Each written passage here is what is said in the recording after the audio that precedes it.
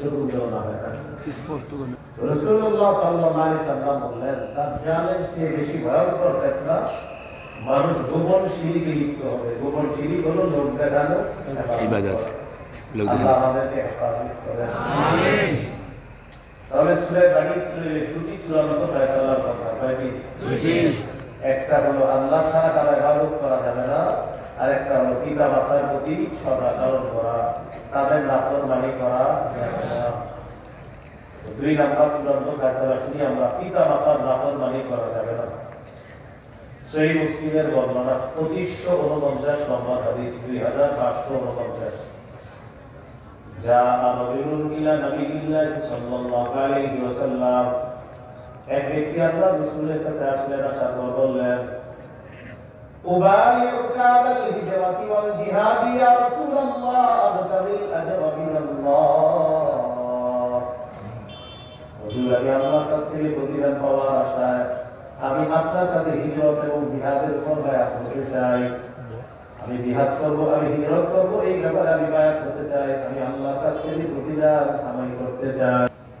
নবীজি বললেন, হাল্লি মুআলিদাইকা আহাদুন হাইয়ুন, তোমার মা বাবা দুইজনের কেউ জিন্দা আছে কিনা?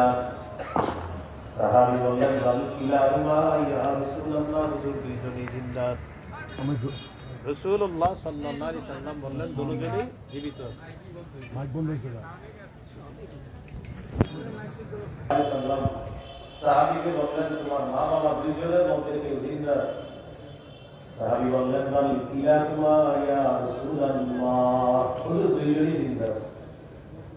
فقال رسول الله صلى الله عليه وسلم فهل تبتغي الأجر من الله, তুমি কি আল্লাহর কাছ থেকে পরিপূর্ণ প্রতিদান পেতে চাও? যদি তুমি আল্লাহর কাছ থেকে পরিপূর্ণ সওয়াব কামাই করতে চাও, ইরজি ইলা ওয়ালিদাইকা ফাহসিন সুহবাতাহুমা, মা বাবার কাছে ফিরে যাও, তাদের প্রতি সদাচরণ করো, আল্লাহ তাআলা তোমাকে পরিপূর্ণ প্রতিদান দিয়ে দিবেন। সুবহানাল্লাহ। সহিহ বুখারীর বর্ণনা 3004 নম্বর হাদিস। এই হাদিসের মধ্যে আছে, جاء رجل إلى رسول الله صلى الله عليه وسلم فاستأذنه في الجهاد। এক ব্যক্তি রাসূলুল্লাহ সাল্লাল্লাহু আলাইহি ওয়াসাল্লামের কাছে এসে জিহাদের অনুমতি চাইলেন। فقال رسول الله صلى الله عليه وسلم أحي الوالدان, আচ্ছা তোমার মা বাবা জিন্দা আছে? সাহাবী বললেন, জি হুজুর জিন্দা আছে।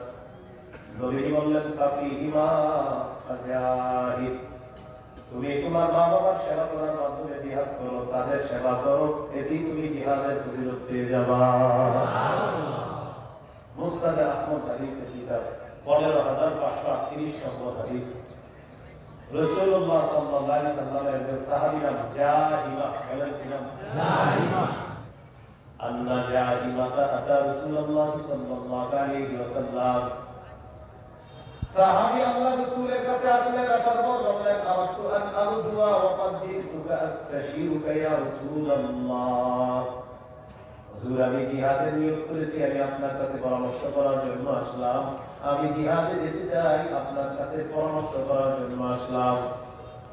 নবীজি তাকে বললেন, হাল্লাকা মিন উম্মিন, তোমার আম্মা আছে কিনা? সাহাবী বললেন, জি হুজুর আমার আম্মা আছে।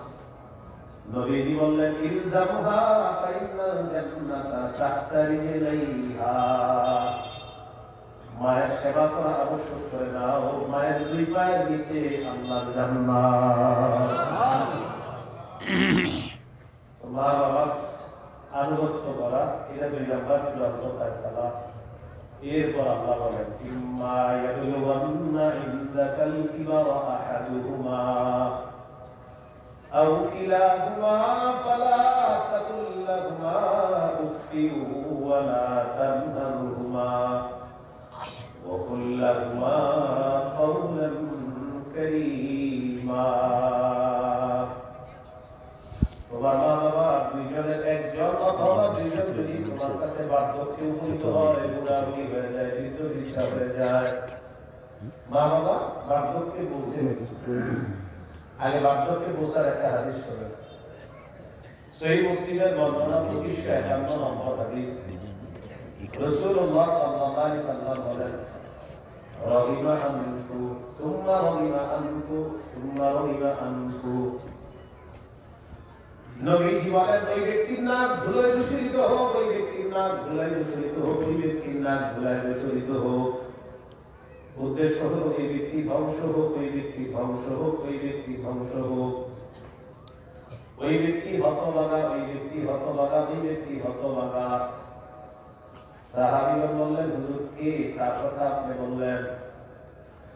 নবীজি বললেন, মান আদারাকা ইনদাহু আবাওয়াইহি ফালাম ইয়াদখুলিল জান্নাহ। যার কাছে তার মা বাবা বার্ধক্যে বুঝতো কিন্তু সে মা বাবার সেবা করার মাধ্যমে জান্নাতে প্রবেশ করতে পারলো না, ওই ব্যক্তি হতভাগা, ওই ব্যক্তি হতভাগা, ওই ব্যক্তি হতভাগা। নাউযুবিল্লাহ। মা বাবাকে আপনি বার্ধক্যে পেয়েছেন কিন্তু তাদের সেবা করার মাধ্যমে আপনি জান্নাতে প্রবেশ করতে পারলেন না, নবী বলেন সে হতভাগা, সে হতভাগা, সে হতভাগা। আল্লাহ আমাদেরকে হতভাগা সন্তান হওয়া থেকে হেফাজত করুন। আমিন।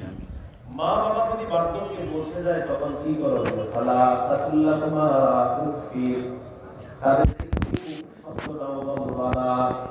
উফ শব্দ বলবা না, তিনটা কথা বলেন। উফ শব্দ বলবো না, উফ শব্দ বলবো না, বিরক্তি প্রকাশ করবো না, বিরক্তি প্রকাশ করবো না, বিরক্তি সূচক কোন শব্দ বিরক্তি তাহলে উফ বলবো না, বিরক্তি প্রকাশ করবো না, বিরক্তি সূচক কোন শব্দ মুখে আনবো না। মনে রাখতে হবে, বিরক্তি প্রকাশ করবো না, বিরক্তি সূচক কোন শব্দ মুখে আনবো না, উফ বলবো না। পাশের রোগে আপনার বুড়া মা বাবা